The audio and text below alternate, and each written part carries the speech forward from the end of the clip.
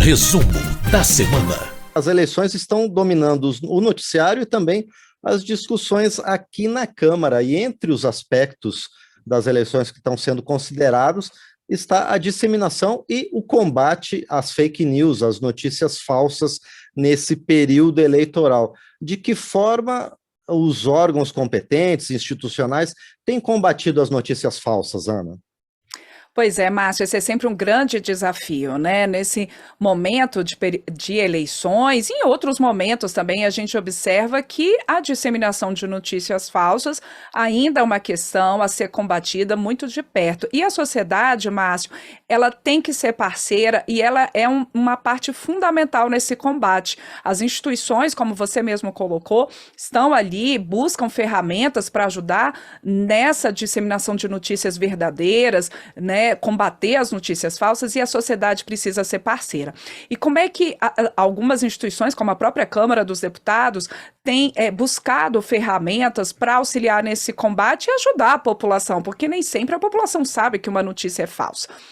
E sabe qual que é o instrumento, Márcio? O WhatsApp. A gente sabe que o WhatsApp, esse serviço de mensageria, ele é muito difundido aqui no Brasil, ele é muito utilizado, e só para você ter uma ideia, o Brasil, aqui, segundo a Pesquisa Digital 2022, essa pesquisa mostrou, Márcio, que 96% dos usuários de redes sociais brasileiros utilizam o WhatsApp, mais ou menos 165 milhões de usuários. Então é muita gente. E pelo WhatsApp é fácil disseminar notícias verdadeiras, a gente espera, né, Márcio? Mas também notícias falsas. Então o que a Câmara fez?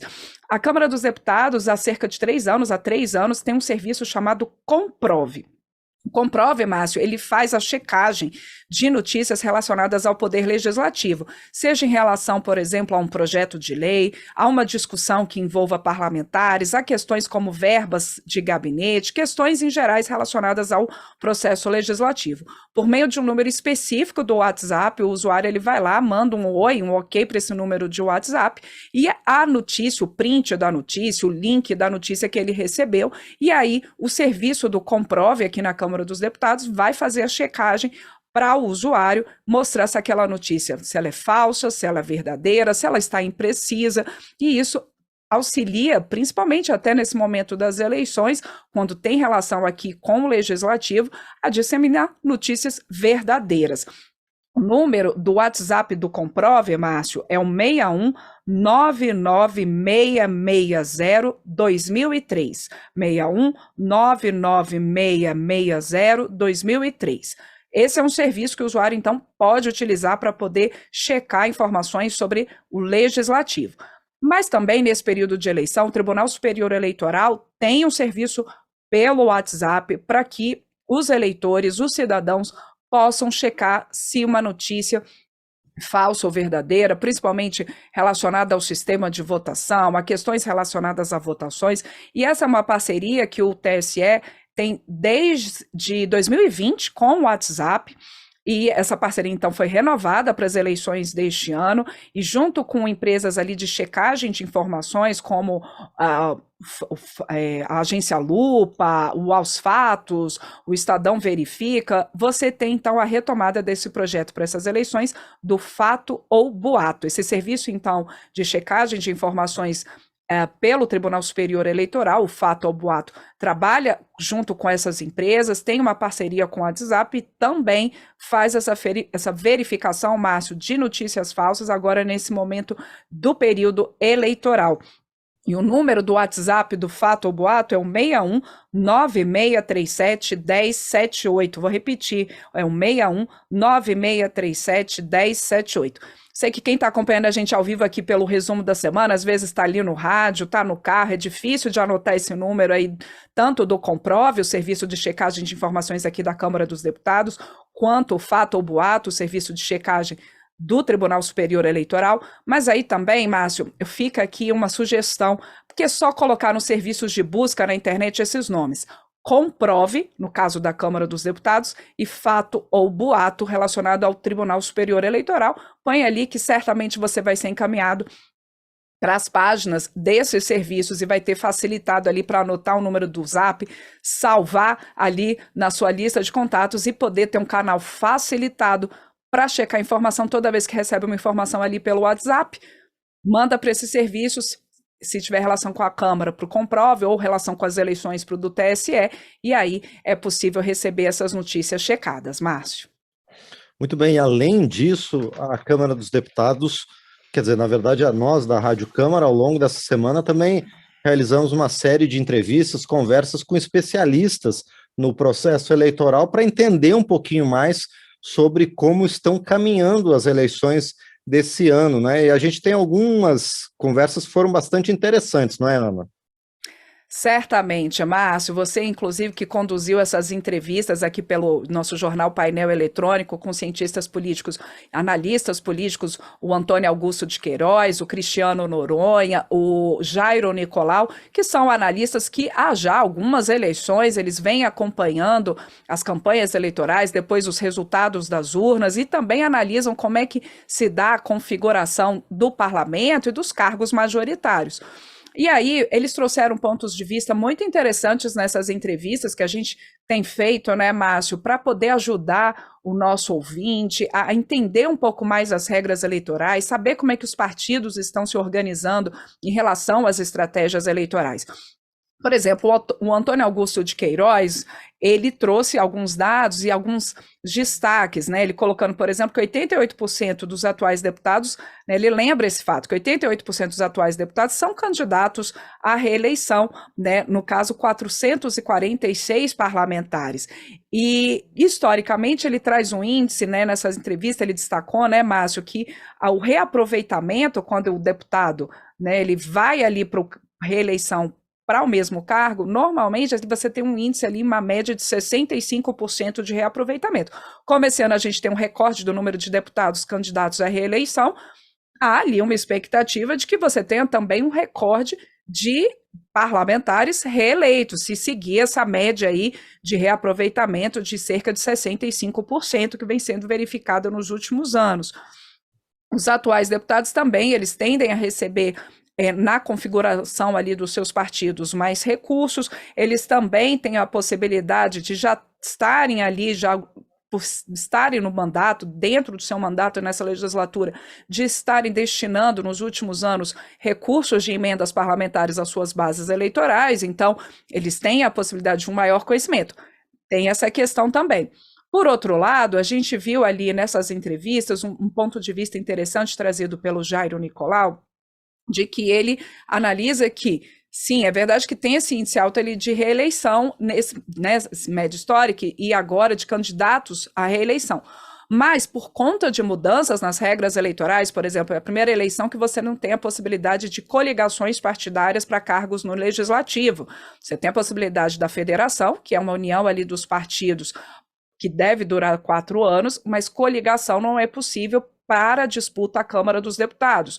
Isso muda já um pouco a configuração das regras. Mudaram também algumas regras ali para você ter a distribuição entre os partidos das chamadas sobras eleitorais, depois que você distribui as vagas entre os partidos conforme o quociente eleitoral, que é a divisão dos votos válidos pelo número de vagas em cada estado, tem o quociente eleitoral, o partido tem ali um número X de possibilidades de eleitos a partir do quociente, mas aí tem as sobras para essa redistribuição. São questões ali complicadas, mas que mudaram também essas regras, e aí há uma análise de que pode ficar um pouquinho mais difícil para os candidatos conseguirem ter esse espaço ali a partir das sobras e os partidos.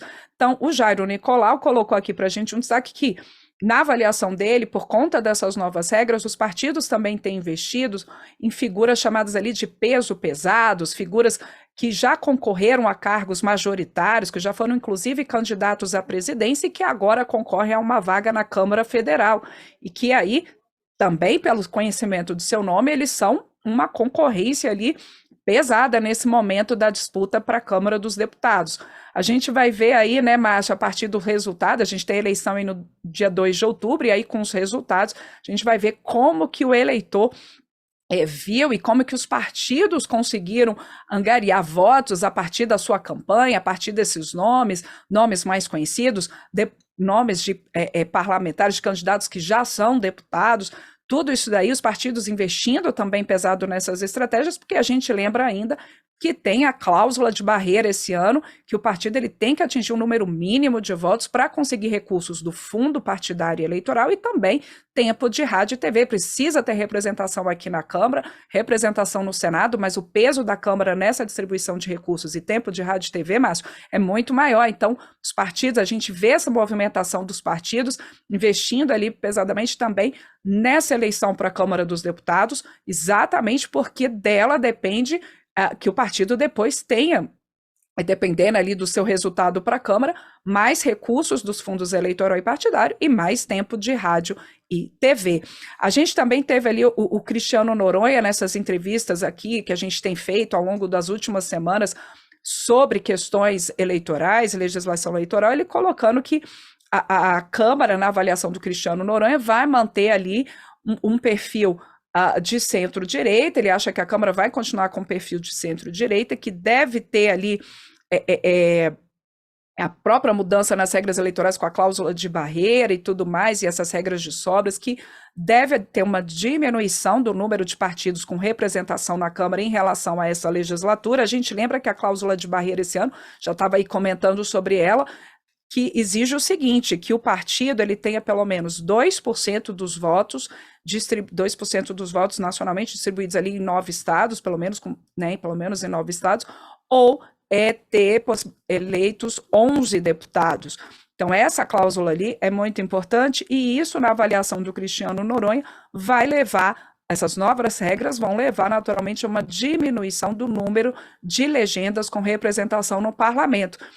E aí, com menos legendas aqui representando o parlamento, na avaliação do Cristiano Noronha, né, Márcio, vai ser possível que o presidente eleito, quem quer que seja ele, tenha uma possibilidade de governabilidade mais facilitada ali, que você tenha uma possibilidade com menos partidos, com quem você tem que conversar no Congresso, uma possibilidade maior ali de governabilidade. É uma aposta do Cristiano Noronha.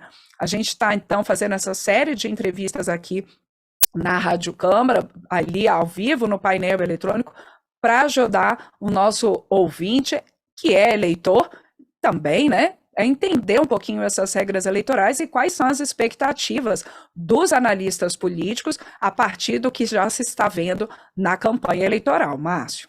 Pois é, a Câmara respira eleições, mas não está tratando só disso, né, Ana? Essa semana, inclusive, houve uma audiência pública muito importante por conta dos riscos para a saúde pública devido à queda da vacinação ocorrida em 2021. Do que se tratou essa audiência pública, Ana? Pois é, Márcio, essa audiência pública é muito importante, foi uma audiência realizada essa semana aqui na Câmara dos Deputados pelas comissões de Seguridade Social e Família e pela Comissão de Defesa dos Direitos dos Idosos, e que tratou, Márcio, exatamente disso que você falou, da vacinação, dos índices aí diminuindo, os índices de vacinação que poderiam ser melhores e especialmente para uma população vulnerável, que é a população que tem diabetes tipo 2 e a população obesa. E a gente lembra que 90% das pessoas com diabetes tipo 2 estão acima do peso, são obesas, e isso torna já a saúde delas mais fragilizada, elas têm uma imunidade ali mais baixa, e para essas pessoas é fundamental estar com o calendário de vacinação em dia. Essa audiência pública tratou exatamente disso e trouxe aí também a Comissão de Defesa dos Direitos dos Idosos, Márcio, porque tem outro índice aqui, que quase 10% dos pacientes com mais de 65 anos, eles desenvolvem diabetes tipo 2. E aí, o que a gente tem? Os especialistas falando que é importante, então, que essas pessoas sejam incentivadas a se vacinar, que tenha campanhas específicas para elas, principalmente para vacina contra a influenza, hepatites, as pneumocócicas. E aí, um dos deputados que pediu essa audiência pública, que foi o deputado Dr. Zacarias Calil, do União de Goiás, ele lembrou também que seria muito importante que a rede pública, que o Programa Nacional de Imunização, ele pudesse trazer a vacina contra herpes zoster também no calendário vacinal das pessoas, dos idosos e também das pessoas com diabetes tipo 2 obesos. A vacina contra a herpes zoster não está disponível na rede pública, ela é uma doença que vem a partir da contaminação na fase adulta pelo vírus ali da catapora, causa uma série de questões e de problemas de saúde a quem tem a herpes zoster e tem essa vacina, mas que ainda não está incluída no calendário de vacinação pela rede pública, pelo SUS. O Ministério da Saúde disse que o Programa Nacional, o representante do Ministério da Saúde nessa audiência pública, disse que que o Programa Nacional de Imunizações, ele busca atingir público-alvo, que normalmente esse programa ele trata ali das faixas etárias, Márcio, e aí até a representação do Ministério da Saúde nessa audiência falou da dificuldade durante a campanha de Covid-19 para você, quando você identifica ali comorbidades específicas para você trazer a vacinação, mas que normalmente, pela própria divisão da faixa etária, você já consegue atingir esses pacientes obesos e com diabetes tipo 2, exatamente porque, como eu disse, muitos ali já têm mais de 65 anos, né? Quase 10% dos pacientes com mais de 65 anos também têm diabetes tipo 2. Então, foi uma audiência pública importante, com profissionais de saúde, com representantes do Ministério da Saúde e aqui da Câmara dos Deputados, trazendo essa importância da vacinação e de um cuidado mais, de um olhar mais cuidadoso para essa população obesa e também quem tem diabetes tipo 2, Márcio.